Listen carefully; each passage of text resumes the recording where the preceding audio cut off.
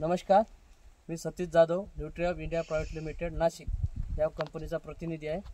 आपण मागच्या व्हिडिओमध्ये एक थोडीशी माहिती दिली होती। त्याच्यानंतर आपण रिबॉक्झिनबद्दल गजानन भाऊला रिकमेंडेशन केलं होतं। त्यानंतर रिबॉक्झिनचे पहिल्यापेक्षा आता कसे रिझल्ट आले याच्यावर आपण दोन शब्द त्यांच्याकडून जाणून घेऊया। चला तर मग नमस्कार, मी गजानन प्रल्हाद भोने, राहणार रिसोड।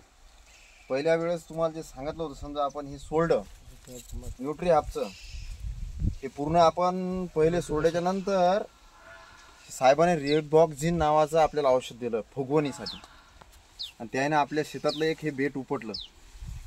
तुम्ही हे पाहू शकता, ही फुगवण त्या दिवशीच्या फुगवणीत आणि 8 दिवसाच्या नंतरच्या फुगवणीत इतला फरक पडला की लिमिटच्या बाहेर फरक आहे।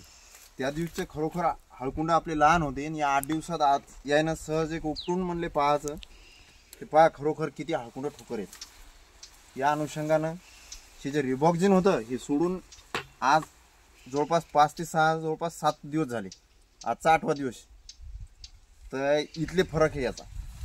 रिबॉक्झिनमुळे जास्तीत जास्त फुगवण आणि कांड्याची जाडी आणि वाढ हे एकदम जोमानं होते।